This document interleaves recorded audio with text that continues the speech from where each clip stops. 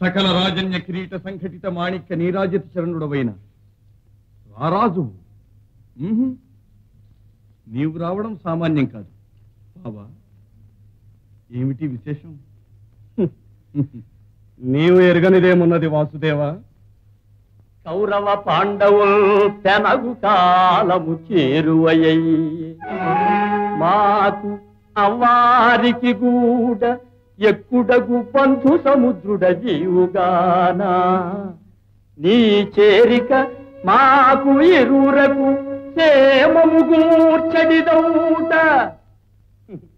సాయము కోరగ ఏగుజంచితిమి గోపకులైక శిరోవిభూషణ.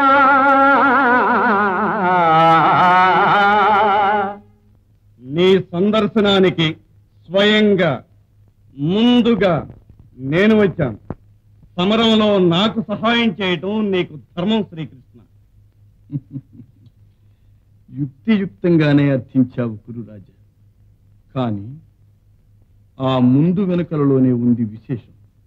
ముందుగా వచ్చితీవు బావా, ముందుగా వచ్చితీవు ముందుగా అర్జును నేను చూచితిన్ బంధుకులన్న అంశమది పాయక నిల్చే సహాయమిరువురు చెందుట పాడి మీకు నై చేసెద సైన్య విభాగము అందు మీకు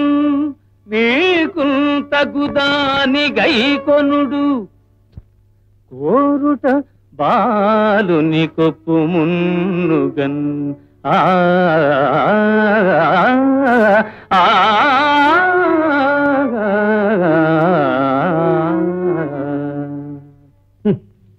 భళ వాసుదేవ భళ. నీ ప్రతిభాశక్తిని రాజనీతిని మేళవించి పార్థునకు భాగమిచ్చుటే కాక ప్రథమంగా కోరుకునే అవకాశం కూడా కల్పిస్తున్నావా బావా? అది కాదు బావా, నీవో సర్వస్వతంత్రుడవైన రారాజు. అర్జునుడు అన్నతాటువాడు.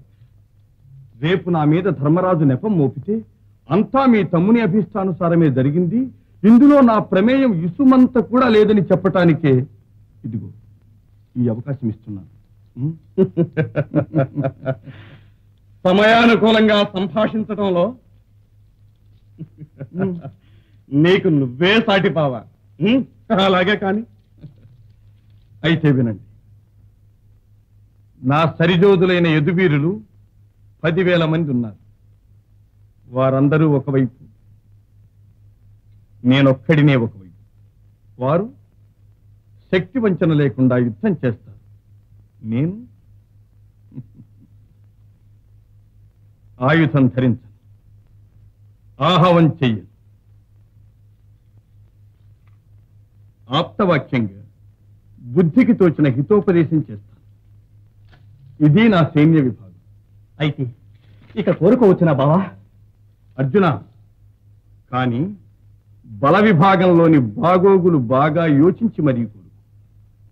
ఆయుధమున్ ధరింప అని కగ్గముగానొక పట్ల పూరకే చేయువాడ పెలుసన్నను పిమ్మట నెగ్గులాడినందోయిలి యొగ్గుదున్ నిజము తొల్పవచిల్చితి కోరి కొమ్ము నీకేయది ఆయుధమున్ ధరింప. అలాగే నందకుమార యుద్ధమున నారథమందు వసింపుమయ్య మధ్యందిన భాను మండల విధంబున నేదగు కల్మి చేసి నా అత్యంతనమొప్పుగాక రిపు సంతతి తేము తప్పుగాక నీవెందును ఆయుధము దరికేమి కొప్పుదుగాక కేశవా.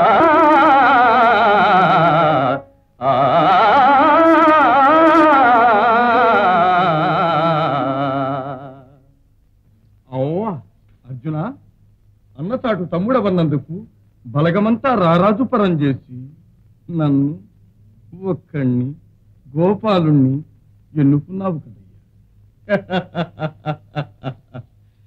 మాధవ, పరిశేష న్యాయంగా మిగిలిన యదు సైన్యమంతా నా వంతు.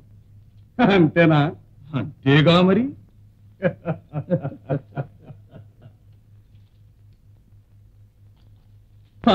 అవునవును, గురుదేవులైన మా బలదేవులను దర్శించి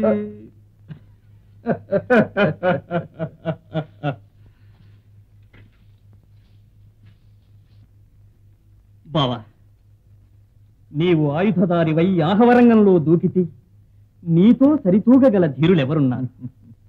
అరివీరులమన్న కీర్తి మాకు లభిస్తుందా? వాసుదేవ, నీవు నాకు బాసటగా నిలచి నా రథాన్ని అధిరోహించి ఊరక చూస్తూ ఉంటే చాలు, శత్రు సైన్యాన్ని త్రుటి కాలంలో నిర్మూలిస్తాను. ఊరక చూచుచుండు మనుట ఒప్పితిగాని భవద్రథస్థులన్ బారగజూచి నీ రిపులు పక్కున నవ్వి అనాదరింతురు. ఆ సూరకులంబు మెత్త రిపుసూదన తాభరమును నీకు నే సారథినై ఇక విజయ సారథినానన్.